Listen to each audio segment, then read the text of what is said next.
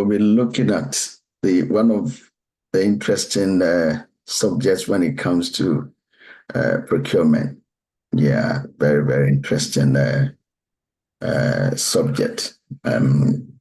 Obviously, like we have always said, the main point when it comes to purchasing and supply is that somebody is supplying something and somebody has to purchase it. So there's always an exchange. Yeah, there's always an exchange, and most of the complexities of this exchange is what makes the study of procurement quite interesting. Yeah, so we come to understand how this is done and how some of the challenges are managed. Yeah, so when it comes to the proper exchange itself, it's very interesting. Like we said, usually the process starts with identifying what you need anyway. So what you need, then you go out of your way into the market to find out where you can find these items that you need. Then that leads you to a specific vendor or a supplier who can provide that need for you. Then you have to enter into a discussion with the vendor to be able to find out whether they would be able to satisfy your need. So the last time we said that some of the tools will mean for you to be able to do a supplier assessment, yeah, the capability, yeah, and in terms of their finances, their technical ability, their honesty, to be able to fulfill what you want, their experience and all that. So once you look at all these and you are satisfied that they would be able to meet your needs, then you begin to form a relationship. So that is where the exchange comes. That, okay, we're going to give you this offer. Then they also said, okay, maybe I will accept it or I will not. Yeah, and that is the aspect that we are saying is very interesting. So that brings us into the subject of negotiation and contracts. Yeah, so what is negotiation and what is contracts? And that is what we will learn briefly this evening. Yeah, so our third learning outcome is that we should be able to understand the approaches to finalize contractual agreements with suppliers. Yeah, so how do you, try and finalize a contract, form a contract, get a contract in place with somebody who is going to supply something to you. So that is basically what we're going to look at today. The indicative content, the details of what we are talking about, that what is finalizing contracts with your suppliers. What are we looking at? We are looking at the legal aspects of it. Yeah, that when you go into contract with somebody, it means that you are trying to form some sort of agreement. And sometimes these agreements are not just ordinary agreements. It needs to be managed by a certain higher kind of powers to be able to help people stick to the agreement or help it to be binding. Yeah, other than that, nobody will respect the agreement. So we are talking about the legal aspect. So we'll also be looking at the nature of purchasing contract. What is the nature of it? What is an offer? And what is a counter offer? Yeah. Options of contract. contract law, the terms of contract, contract management, contract disputes, importance of negotiation, the pre and post negotiation phases, the strategies, and what we call banter. It's also quite an interesting topic that we will be looking at. It looks like the best alternative. The best alternative that is available. We'll look at that in detail. We'll look at competition and cooperation, and when it comes to negotiation, and quite an interesting theory, the game theory, which is also something that we can look into. So these are the areas that you can read around that will give you a lot more into what we are trying to discuss. So please take note of these and do some additional reading. So basically what we are looking at is agreements and contracts. Agreement. What is an agreement? What is a contract?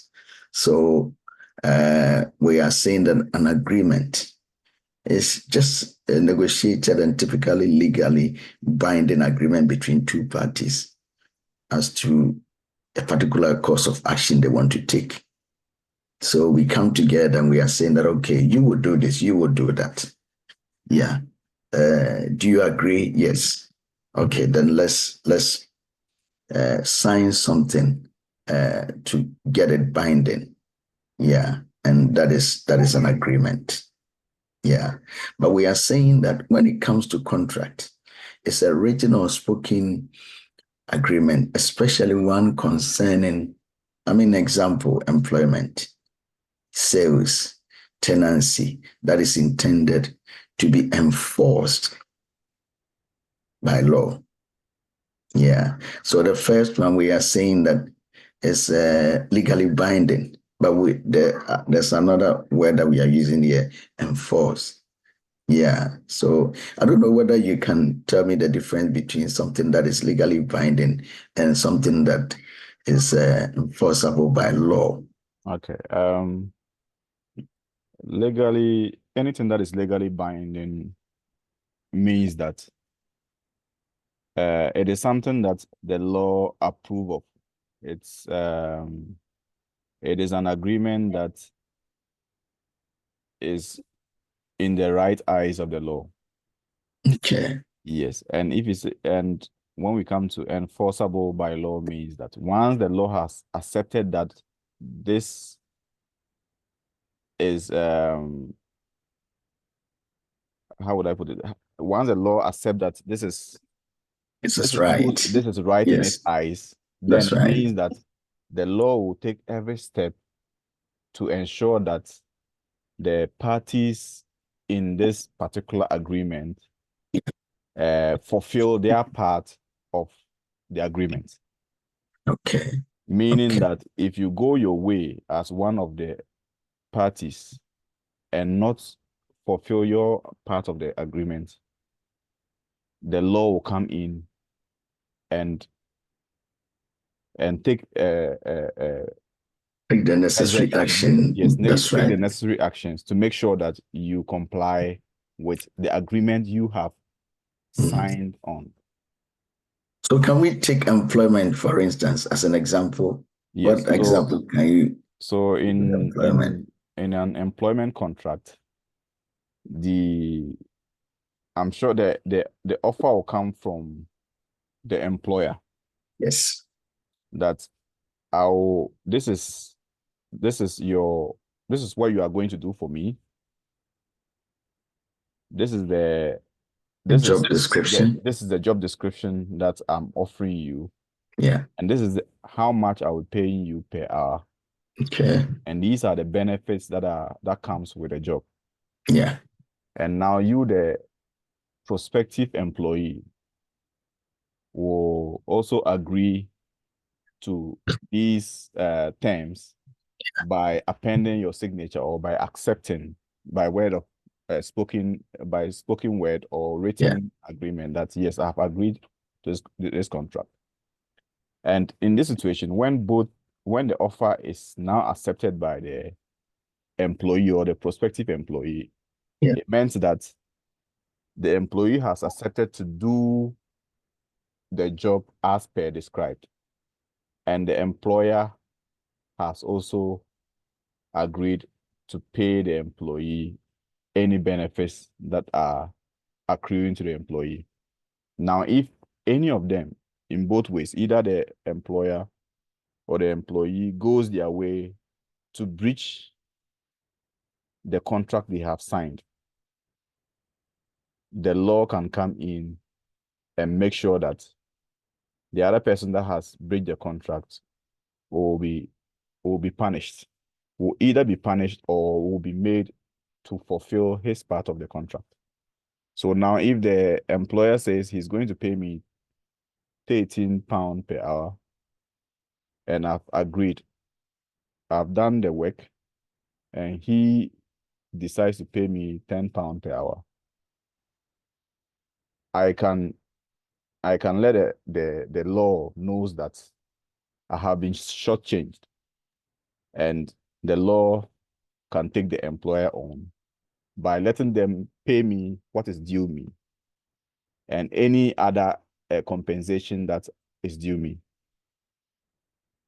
Wonderful. Well, I think this is very detailed. This is very detailed, and it makes the difference very clear. So the acceptable law that regulates agreements are there. So you are saying that is the standard. And when these acceptable laws are put into any agreement to regulate it, the law is there to make sure that they are executed. Yeah, if anybody defaults, the law comes in to correct it by way of enforcing the one who has defaulted to be able to get back on track, which is very interesting. Yeah, so I think that is it. I mean, a similar example is tenancy, for instance.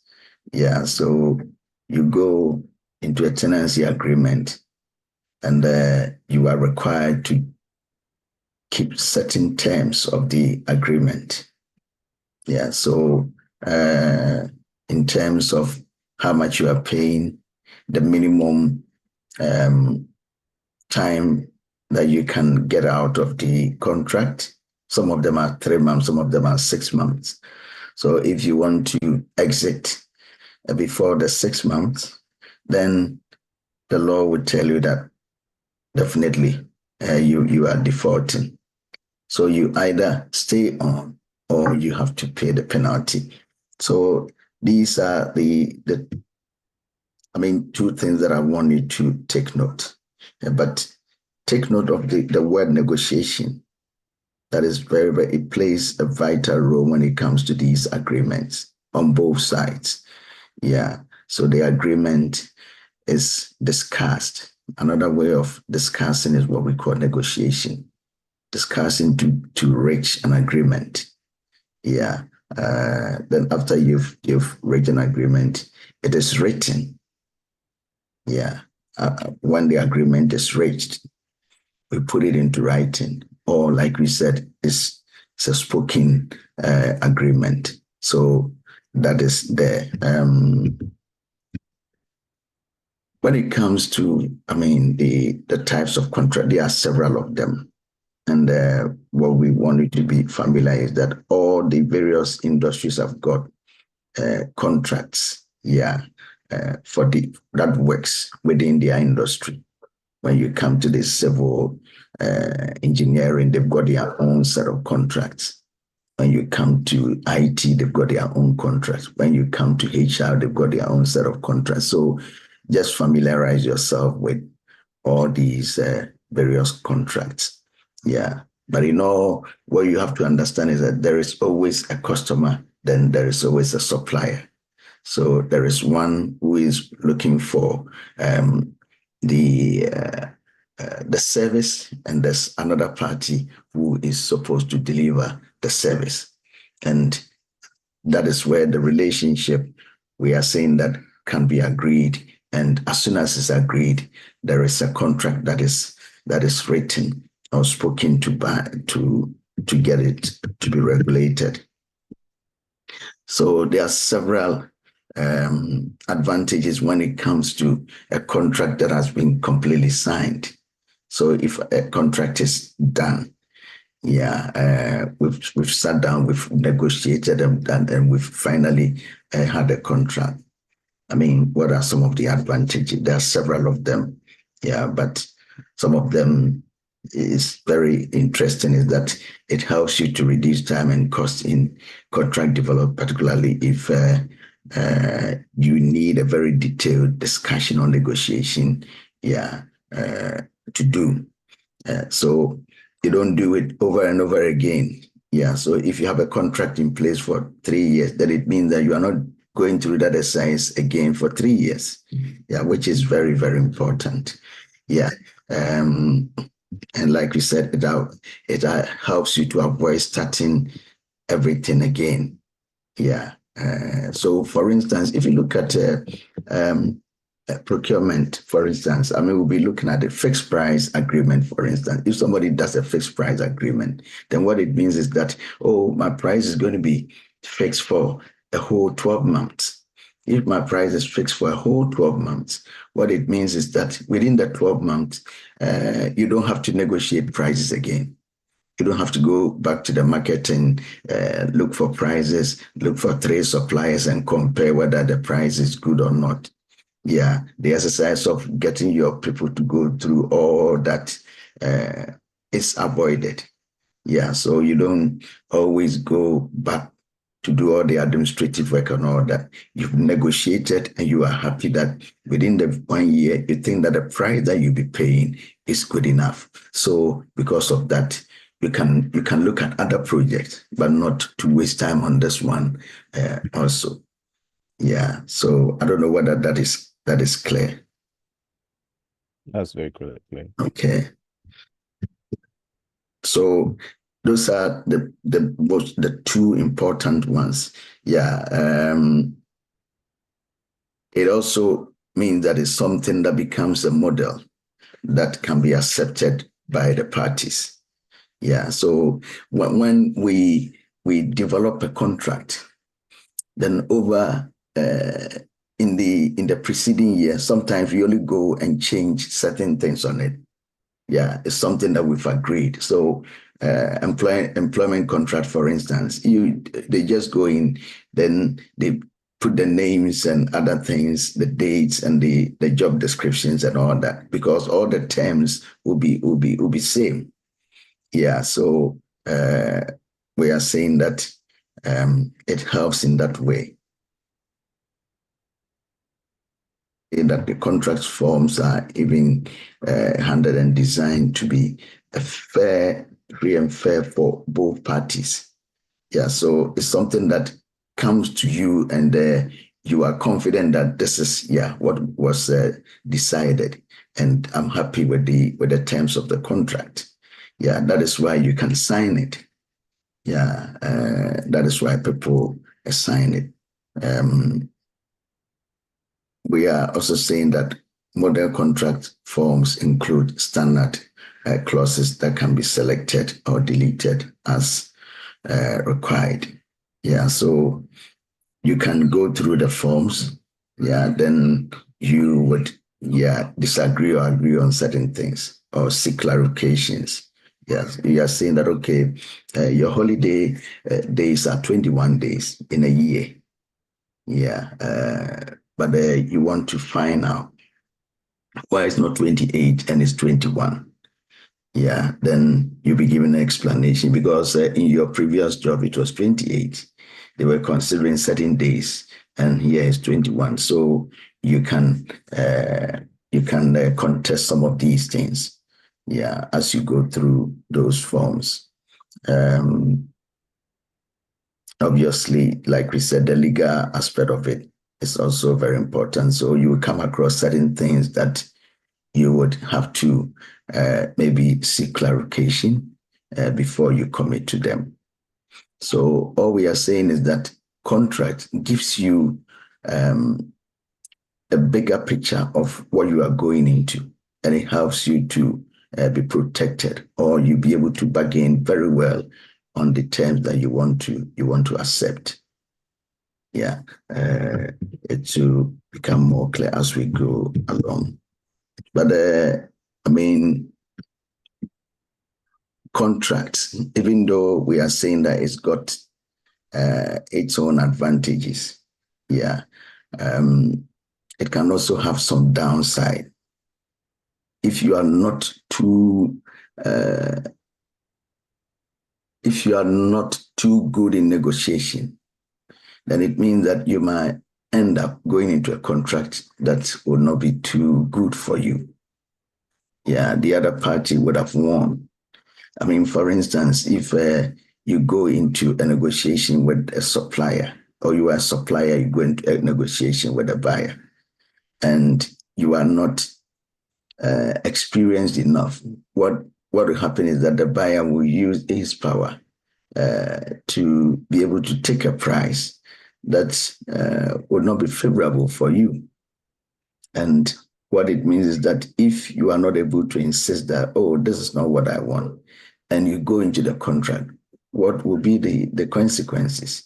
You'll be in the contract and you'll be losing. Yeah. So we are saying that it can be less advantageous. Yeah.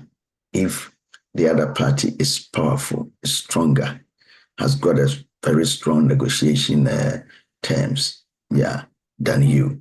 So it's very important for you to be sure that whatever contract you are going in, you are satisfied before you go in. We're also saying that general contract may be difficult to adopt to specific circumstances. Yeah. So sometimes, like we said, certain contracts are blanket. Yeah, but there might be specific issues that it cannot address. Yeah, so you have to be sure that this contract that we are going into definitely addresses the specifics that we are talking about. Yeah, so that it's not just generic, but it's be able to do that. We also say that terms may not necessarily include special clauses and requirements to cover a particular unusual situation. So, I mean, it's very difficult for you to look at all the unforeseen circumstances when you are doing a contract.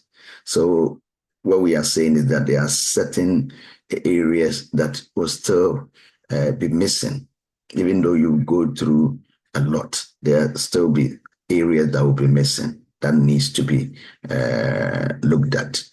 Legal advice and input may still be required, particularly where specific variations to the normal form of doing it are required. Yeah, so, and I think this is very important, where you think that you don't really understand, you can seek clarification. Yeah, so that is important. There may be costs associated with training staff in detailed application of the model. Yeah, so now you've decided that, okay, I'm not going by the normal route of maybe my previous agreements. Now I want to go into contract with a particular supplier and get things done. What it means is that you have to train your team to be able to understand the new form of arrangement that you have. And that is also an additional cost.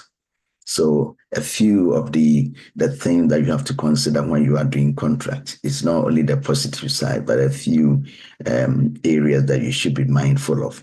So in your submission, for instance, yeah, when you are doing the write-up, you have to try and bring both the advantages and the disadvantages, that as much as contracts allow you to save time by going to the market every now and then, there is also the disadvantage, yeah, that if you are not able to negotiate very well, the stronger party obviously would have an upper hand over you.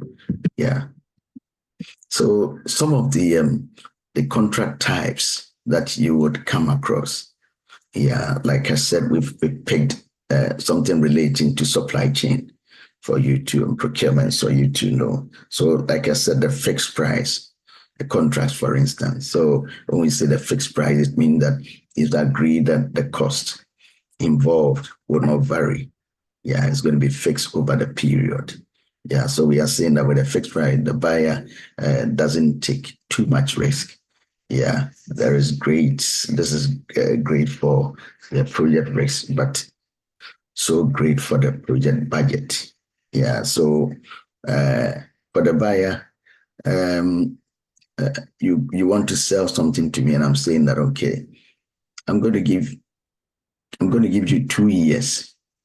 Yeah, if you give me this price. Yeah, so instead of 1 year, I want to give you a contract for 2 years. So 2 years, you're going to have constant business with me. Yeah, so if you give me this price, I will give you this contract. And the supplier will say that, oh, this is a secured business. I'm going to have secured business, and I know where I'm going to sell this product. Maybe 50% of my product can be sold to this particular buyer, and I would know that, okay, this is sort of something that I would know that for surety is coming. So because you have that, yeah, they will go into it. So we are saying that it's the buyer who, when it comes to fixed price agreement, they have the power. Yeah, because they are giving you a certain length of contract. As the supplier adopts all the risk, they normally, as the supplier adopts all the risk, they normally add a bit. So what we are saying is that because the supplier is also saying that he'll be logged in for a longer period. Yeah, if you are going to log me in for a longer period, then what it means is that you are telling me that even when inflation and other things come, I cannot vary my stance. I cannot vary my price. Okay, so if that is the case, then maybe I'll have to consider some of these things in my price. Yeah, so I'll have to make sure that I cover certain things. So if he was going to sell it to you for you to pay in 30 days, for instance, in like £3, because you want to keep the price fixed for 6 months, he will say that, okay, I'll charge you £4, so that if there are any variations in cost, he will still be covered. So that's what we mean here. So still under the fixed price, you also have to be aware that there's always going to be unforeseen circumstances. So when you are looking at fixed price arrangements, yeah, there is always going to be some surprises, and you should always be mindful. There is a company that we work with, and we went into the fixed price agreement with them. Yeah, but what is happening is that they would always say that charge us £15 for everything. But what is going to happen is that if peradventure something changes, then we can come back to the table and maybe see if we can renegotiate. So if we quoted a price to them in January, and the price was £16, and things have changed in April, they would send you the order with £16 from the original. But when it gets to you, they are saying that you've got a right to come back and tell them that something has changed, and because of that, we are doing £16.10.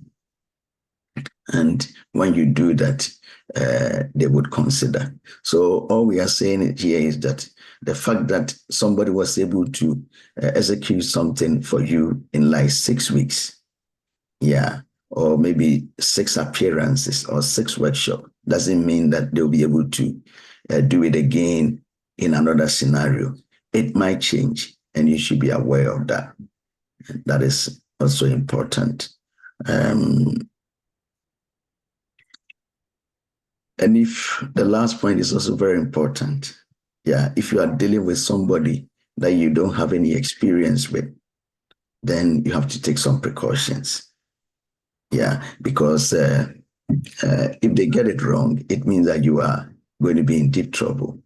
So when it comes to fixed price, if you don't have any experience with such a provider, then you have to try and cover yourself. Yeah, by maybe making provision that, okay, if things go wrong, what am I going to do? Yeah, so what people normally would do is that they will create a budget in such a way that even if there's a problem, there's still a buffer for them to reorganize themselves. Because some of these people, because of the lack of experience, they'll come to you in 3 months and they'll tell you that, sorry, things have changed. So please, can you reorganize for us? And they would have wasted your time. So these are some of the things. So the types are a lot. There is the firm fixed price. So what we are saying that a supplier and the seller or the supplier must complete the job or the supply of the product within an agreed amount of time and at a particular cost price that they've given. So it's fixed. There is nothing that you can do about it. Then we're also saying that there is a fixed price incentive. And here we are saying that we do the fixed price agreement. Yeah, but what we will put as part of the contract is that if you're able to finish on time or if you're able to perform very well, we will give you an incentive. Yeah, so that is there. And we also saying that there is fixed price with economic price. So if there's any changes of circumstances by way of inflation and other things, yeah, we are ready to maybe reorganize and maybe give you something to cover the cost. So when contracts are being done, all these things are looked at so that you don't go into contract and you are completely gone. Then there is what we call the cost investment contract. So we have the fixed contract and then we have the cost investment. So with this one, you pay the vendor for the actual. Yeah. So what you do, I pay for you. Yeah. And we are saying that this will cover both the materials and the and also the equipment, yeah, that you are using. Yeah. And sometimes if there are any other indirect costs, like, okay, we're going to build a plant for you. We will need these materials. And we are also going to, have to use electricity. And we also have to put 6 foremen on the project. So this is the cost that we're going to incur when it comes to the human resources we're going to use. These are the other additional overheads that we have, like electricity, water, and other things. So they will bring all of them together as the cost that they will incur. Yeah, specifying them, and that will be looked at by the parties. Yeah.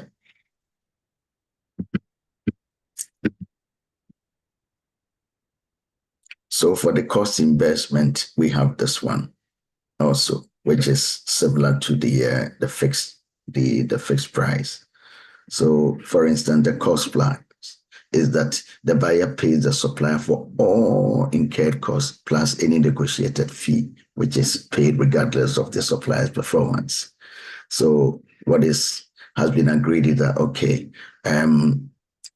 this is what we're going to give you. But in addition to this, there's going to be a percentage that will be paid, to you. Yeah, so that is there. Yeah. So whether they perform or not, what is agreed has to be done. Then there is this other one for incentive. Incentive is if you are able to perform well, we're going to give you. And there's another scenario where we went into an agreement with one of our vendors, and we told them that, okay, the contract that we've gone into, we supposed to have $500,000 every year. $500,000 every year. But if you are able to do the full 500,000 with us, yeah, we're going to give you 5%. Yeah, we're going to give you 5%. So what that means is that when they are paying back their invoices, they will pay less 5%.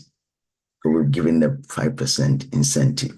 That if you give it the full 500, then this is what we also do for you. We'll give you 5% back. Yeah, so these are some of the incentives that we are talking about when it comes to negotiations. You find a way of at least motivating the other party to say that if I'm going to save, I'm going to have 5% of 500,000. That's a lot. Yeah, especially if he's confident that I'll do the 500,000, then they would go for it. So these are some of the things that it's also quite a straightforward one, time and materials. So you look at what you're going to use in terms of materials and the time that you're going to expend to do the contract. Yeah, so time and materials contract, see the vendor being reimbursed for materials purchase plus the time they've used to execute it. Yeah. For example, software developers will charge you on the time they've spent in your office and also the material they will bring, the computers they will bring in, the cables and other things they will charge you for them. So that is also quite an interesting one. So you can look at the various types of agreements. And here, what we want you to also understand is that in terms of doing the agreements, you would have to go into a lot of negotiations. Yeah, you would need a lot of negotiation skills. And because of that, you should be mindful of the different types of negotiations that are out there. Yeah, so that you can pick the right one to use. Yeah, so when preparing to negotiate, business professionals often wonder what type of negotiations are available. Some of the most common ones are the ones that we want to talk about. So you should be familiar with the kind of negotiation that is coming up and you prepare yourself for it. So the distributive negotiation means that parties compete over the distribution of a fixed pool of value. So we go into negotiations and we are looking at value for money. Yeah, so I want to buy this. It's 500,000 from you. Yeah, because I'm going to give you 500,000 worth of business, which is like 40% of your material or 40% of your annual turnover. What I would say is that because I'm doing 40%, then you have to give me a good price. Very, very, very good price. And he's also saying that, yes, I know you're giving 40%, but because I'm also moving business away from other customers and giving it to you, whilst I wouldn't have the assurance that everything will go according to plan and all that. I can't take too much risk. So yes, as much as I want to, yes, give you the best price, I think maybe 50,000 instead of 40,000 would be okay. And I'm saying that based on the fact that material cost is this, human resources is that, other indirect hidden costs are this. And if I put it all together, it's costing me £47 to do it. So I'm only making £3 by charging you 50.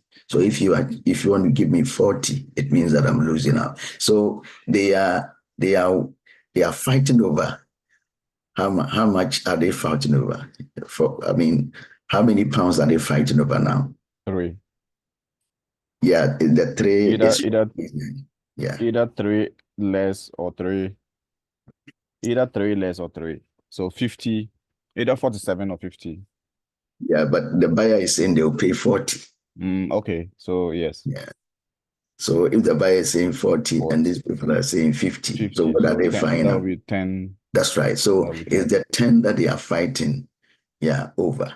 Because he's saying that if you charge me 40, I'm finished. And he's saying that if you charge me 50, that is too much. And so he's saying that, okay, it's going to cost me 47, to produce it. So if he's going to charge me, it's going to be 47, then it's going to be very difficult for me to do this. And eventually what you realize is that they would come to a level where they will not even have an agreement. Or they will say that, okay, please, can you go and look at your material cost again? Because what we want to do, sorry, excuse me, what we want to do is that we want to split the £10 with you. So we'll pay 45. So go and see if you can reduce your material cost down so that is distributed. The integrative gives us one of the win-win situation that we're talking about. In this type of negotiation, there is more than one issue to be discussed. So because of that, because it's not only price, there are other things that you can use to negotiate your position. If you realize that the price is not working, then you can also pick up the technical expertise that we are going to provide technical, support for free. When you buy it a whole year, we'll provide service, technical service for you instead of you to contract somebody else to come and do it. We want to add that on top. So now they realize that it's not only about cost we are talking about, but other things are also involved. So if we even lose out on price, maybe we can compensate with the technical support that's right they want to give us. So the integrative brings other areas into it. Then we have the team one, where we are saying that you bring a lot of people together, to be able to negotiate. So you go into a discussion, and it's not only finance people sitting there. You see that HR people are also there. What are they doing there? You see technical people are also there. What are they doing there? You see health and safety people are there. Or you go into a mining company, for instance, health and safety is key. So they would ask whether you even have something in place. Health and safety plan. Or health and safety policy that complies with whatever regulations they have. And that is also quite an important. So you take a team in to do it, and that flows into what we call the multi-party, where you have different teams coming in, to look at negotiations. And we are saying that these are usually big projects that requires a lot of technical expertise, very sharp finance skills to be able to come up with scenarios for us to be able to see all the dimensions of the discussions we have before we can agree. Then we have the one shot. The one shot is just we don't need a relationship with you anyway, so it's just something that is just one off. So because of that, nobody cares. So we are saying that negotiations where parties have no intention of continuing the relationship. So one shot often carries a risk of unethical. You can do anything. You buy it or not. If you can buy it. If you don't want to buy it, you can leave it. Especially when they have a bit of monopoly over some of these products. So that is the so they don't have any intention to build any relationship. Especially if you come across somebody who is bad in terms of keeping their promises, for instance. You don't want to have anything to do with them. If you are a supplier and you come across somebody who doesn't pay, you give them 30 days, they'll pay 90 days. You give them 60 days, they'll pay 120 days. Then you are not too bothered for their business. When they come, you give them any price. This is my price. And sometimes you would have put all your cost in it, so that this guy, if I give him 30 days, he's not going to pay. It's going to be 60 days. So instead of £2, I'm doing it £3, so that even if he pays in 3 months, yeah, he pays in 90 days instead of 30 days, I will still not lose. Yeah, so that is what we are talking about here, compared with somebody who is saying, oh, this is a very good supplier, so because of that, I'm going to give him a good price. So when it comes to some of these things, negotiating and all that, that is what brings banter in. And banter plays quite an important role here. Yeah, so banter, we are saying, is the best alternative to a negotiation agreement. That is the best alternative. So when you go into a negotiation, you are always looking at the element of winning. But what about if you are not able to get your way? Yeah, then you should be able to say that even if I don't get my way, maybe this will be a good point to settle with. Yeah, or this will be a way out, or this will be the best alternative. Okay, he will not pay £50, but maybe if he pays £47, yeah, I will still be able to cover my cost. Yeah, so that is what we are talking about here as banter, the best alternative to a negotiation agreement. I want to pause here to check whether you really follow what we are discussing, and if there are any questions you want to maybe come up, or any contributions you want to add. Yeah, so far it's been clear. Okay, Yeah. all right. Right. So we are saying that it is defined as the most advantageous alternative that a negotiation party can take. If the negotiation fails, an agreement cannot be made. Yeah. In other words, a party's banter is what a party's alternative is if negotiations are not successful. So if I don't get £50, will £47 be a good bargain? Yeah, so you always looking at the best alternative. So maybe the team will just say that, please, can you give us 5 minutes? They go and do their calculations again, or they go back and they come back again to do a renegotiation. They say, yeah, I think we'll take 47.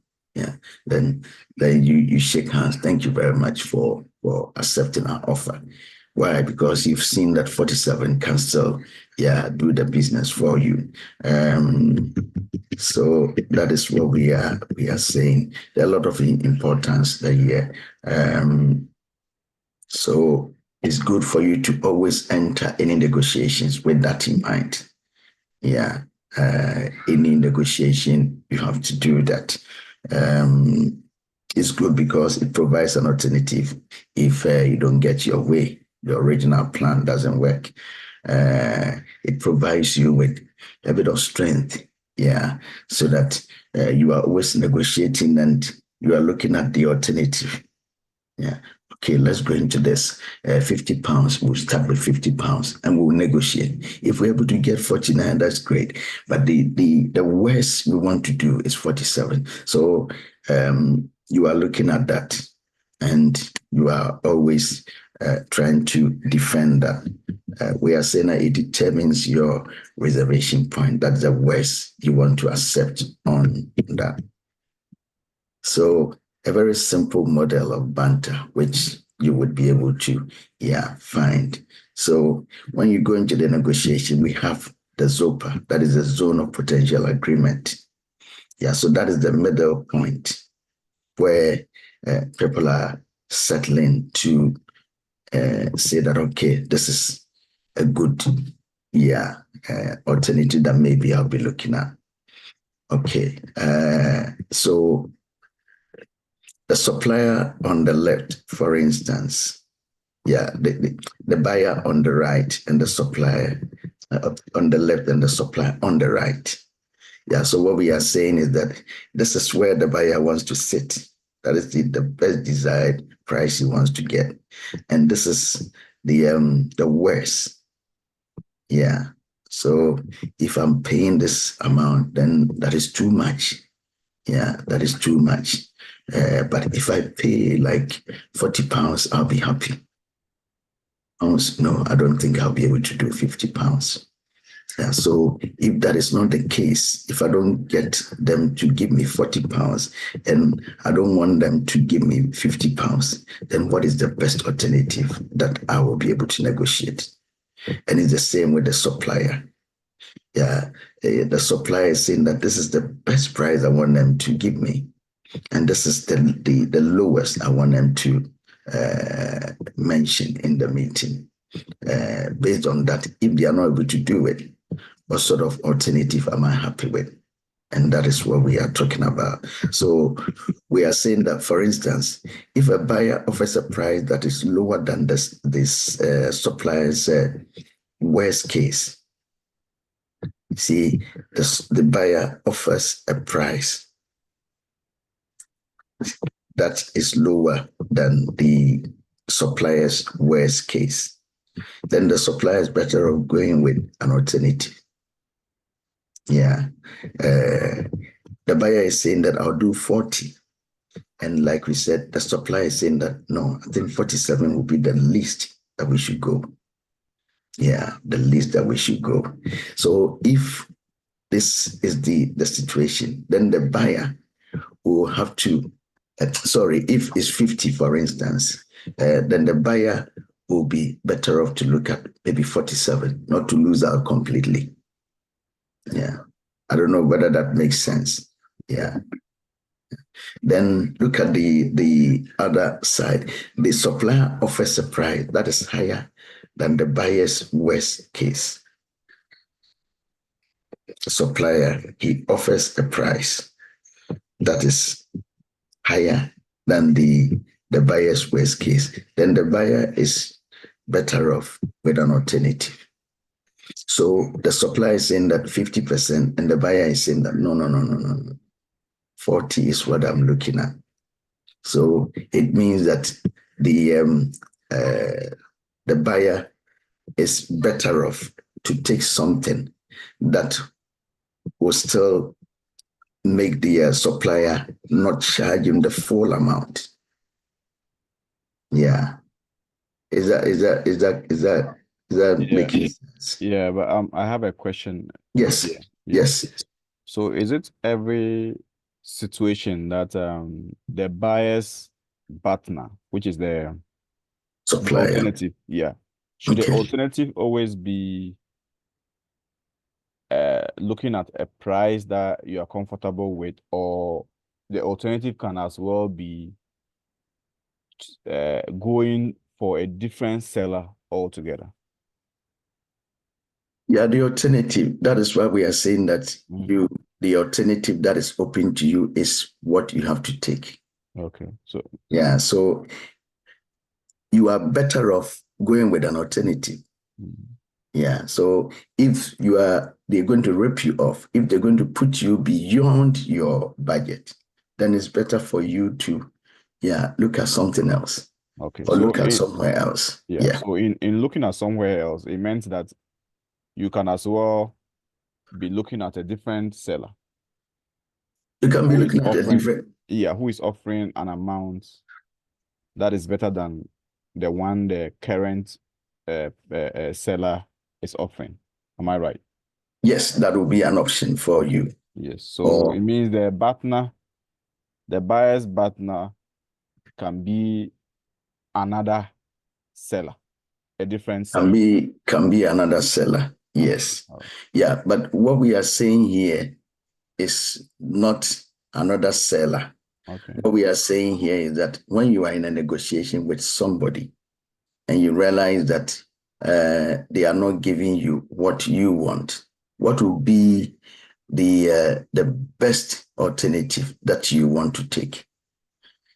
What is the best alternative that you want to take? And that's why we are saying that in addition to looking somewhere, which would be the best to do, you can also get to a point where you have to change your stance a little bit to accommodate a bit of what they are giving you, but you are not losing out completely. Yeah. So you are not giving them what they are looking for completely, but you are also not losing out completely. So you try to agree on something. Yeah. So that is also something that you can consider. But the best alternative that you are looking at is that, okay, if it doesn't work with you, then we would have to look somewhere else. Okay, so with the diagram I'm seeing on the screen, Yes. Yes. I can see the buyer's desired price, Yes. which is the amount the buyer It's would willing. have is willing to the amount the buyer is willing to part ways with, Yes.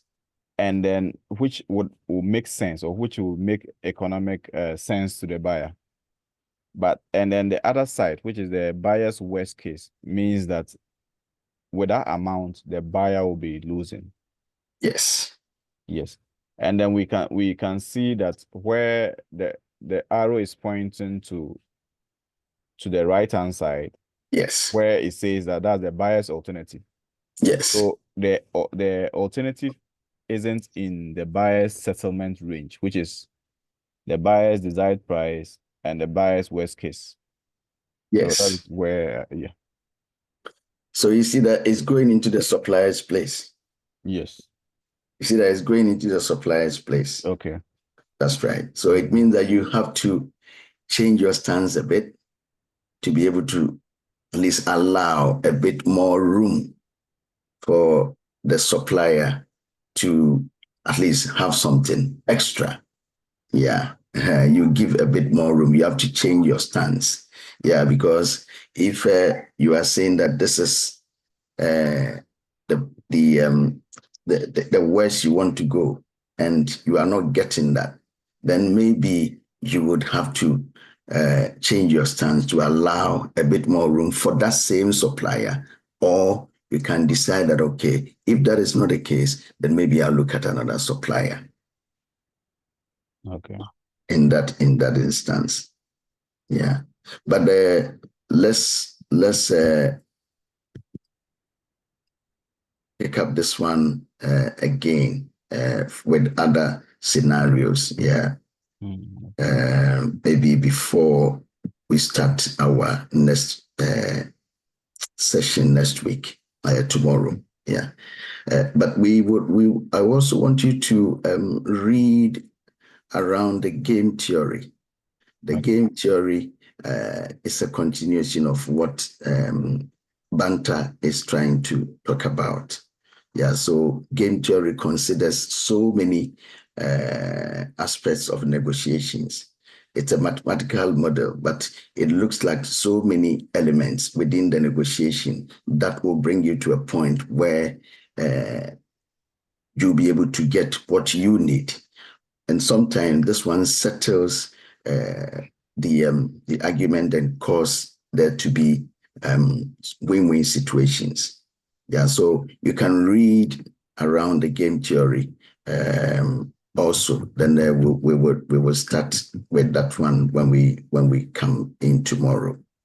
Yeah. So let's pick up the banter with a few more examples tomorrow.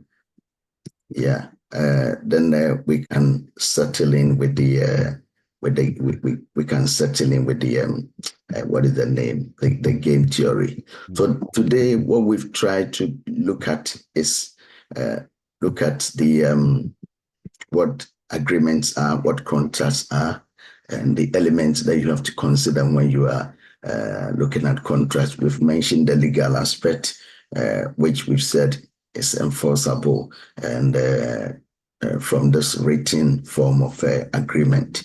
And we've also tried to look at the various types of contracts, the advantages. We've looked at also the disadvantages of having contracts. We've looked at the types of contracts, the fixed type, the cost impairs, and the material and time, and all that. So we've looked at all these types of contracts. All we are saying is that the whole story is that as you go into some of these negotiations, which eventually becomes contract, there are things that you should be aware of. Yeah, there are certain elements that you should be aware of. And what that helps you with is that it gives you the opportunity to be able to negotiate well. Yeah, so that you are able to come out of the negotiation with the best deal. Yeah, so you should be mindful of the alternatives that you can get. We've mentioned that sometimes people go into the negotiations with the fact that, okay, I'll start with price. If price is not working, I also play the technical card. Yeah, so the trump card of technical expertise and maintenance support and all that. Maybe that is the game changer. So that is also very, very important. We've also mentioned that we should be mindful of unforeseen circumstances like inflations and situational changes, so that you don't get locked in a contract that you cannot even do anything about it. You should be able to negotiate so that there will be allowances allowed in the how to charge 3% extra, or if you are in a fixed price agreement for the first 3 months, nothing is going to change. But after the first 3 months, if something changes, we can come back to the table. So you should be able to look at all these things when you are doing contracts. You should be aware that in the negotiation contract, you can take a whole team into the contract. Yeah, so that it is not only you negotiating on the procurement side, but you get the end user who has got technical knowledge also, that can ask relevant questions to the supplier. That, okay, this one, what sort of material are you using?